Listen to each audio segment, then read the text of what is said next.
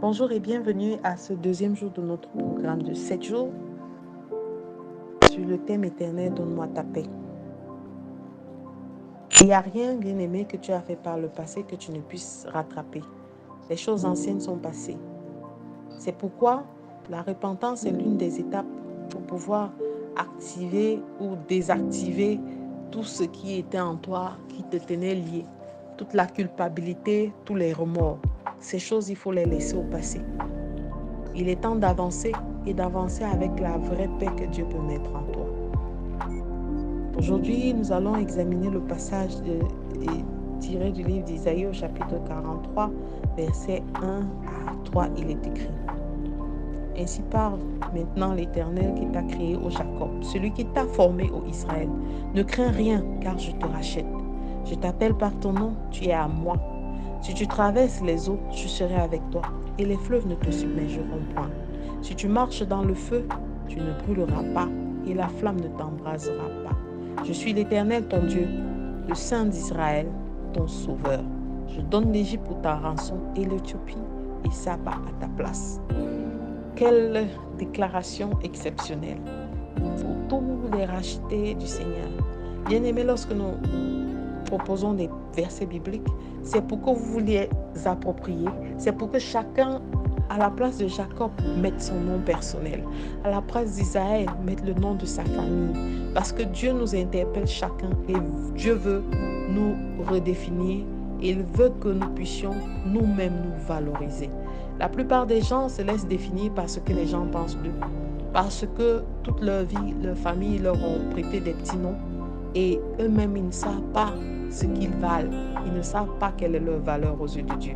Le Seigneur te parle et il veut redéfinir les choses. Il t'a créé, pour toi qui m'écoutes. Il t'a formé. Alors tu es l'œuvre de Dieu. Tu n'es pas l'œuvre d'un homme. Si les hommes, les paroles des hommes, des dénigrements, d'humiliation permanente, de rejet t'ont donné l'impression que tu ne mérites pas d'être sur ce monde, c'est faux. Le Seigneur dit que tu es à lui et à lui seul. Il t'a racheté, il te rachète, il t'appelle par ton nom et il dit, il déclare: Bien-aimé, approprie-toi ces paroles, tu es à moi.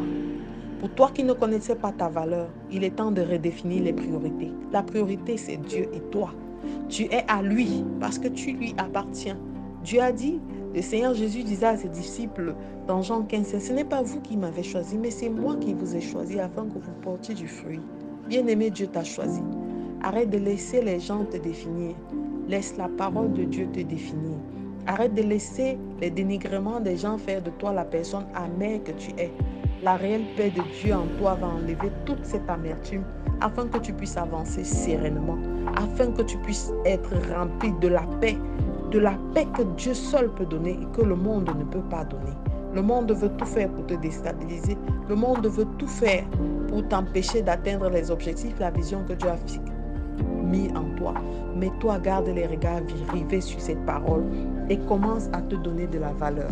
Il dit dans sa parole, dans Jérémie 29, versets 11 à 13, « Je sais les projets que j'ai formés pour toi, les projets de paix et non les projets de malheur. » Bien-aimé, le temps de malheur de Joseph a mis un certain temps dans la tourmente.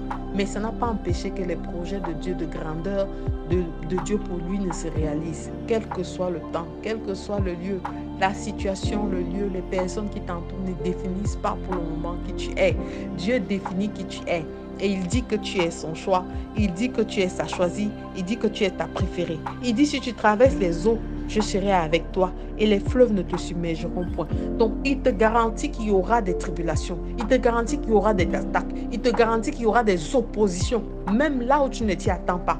Mais l'assurance avec laquelle tu dois avancer, c'est que tu marches avec l'Éternel des armées à tes côtés. Tu chemines avec le Dieu qui fait tout et qui défait tout. Et tu marches avec celui qui ouvre une porte que personne ne peut fermer.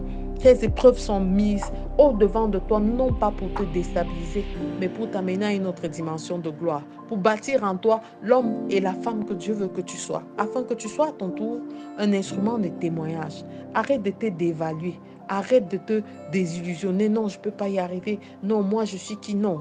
Le Seigneur te donne un nom aujourd'hui. Ne crains rien et il te dit, je te rachète. Je suis l'Éternel, ton Dieu, le Dieu d'Israël, ton Sauveur. Alors, prends acte de toutes ces paroles et dis-toi que tu es le choix de Dieu. Commence à redéfinir les conditions de vie, ta situation. Commence à te valoriser. Alors, je te recommande de faire cette prière avec moi. Père éternel, je te bénis pour cette parole qui remplit mon cœur de joie et de paix. Tu m'as créé, ô Seigneur, et tu m'as formé, c'est toi.